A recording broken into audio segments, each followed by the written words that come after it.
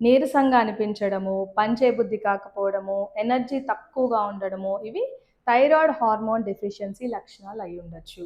Thyroid హార్మోన్స్‌లో T4, T3 అని ఉంటాయండి. T3 అనేది యాక్టివ్ ఫార్మ్ ఆఫ్ హార్మోన్.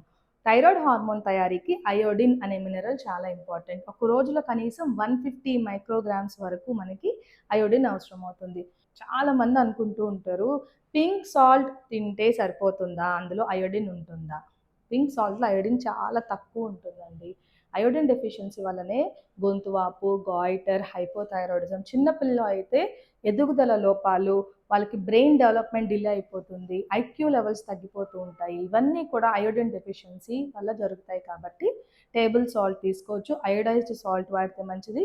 ఫిష్‌లో కూడా అయోడిన్ దొరుకుతుంది. సీ ఫుడ్‌లో అయోడిన్ దొరుకుతుంది. ఒక రోజులో సాల్ట్ తినమన్నాం కదా! అయోడిన్ చాలా ముఖ్యమని 10 గ్రామ్స్, 20 గ్రామ్స్ సాల్ట్ అవసరం లేదు. 1 gram of table salt, iodized సాల్ట్‌లో మనకి 45-50 మైక్రోగ్రామ్స్ వరకు అయోడిన్ ఉంటుంది. అంటే జస్ట్ 3 గ్రామ్స్ ఒక టీ స్పూన్ తీసుకుంటే మనకి కావాల్సిన అయోడిన్ సరిపోతుంది ఒక రోజులో. అయోడిన్ రెగ్యులర్‌గా వాడటం వల్ల హైపోథైరాయిడిజం రాకుండా ఉంటుంది.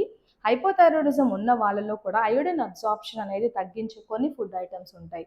క్యాబేజ్, కాలీఫ్లవర్ వీటిని గాయిట్రోజన్స్ అంటాము. సోయా ప్రోడక్ట్స్ ఎక్కువగా తీసుకోవడం వల్ల రోజూ తీసుకుంటే అయోడిన్ అబ్సార్ప్షన్ తగ్గుతుంది. అదే వారానికి ఒక రోజు తీసుకుంటే ఏమీ జరగదు.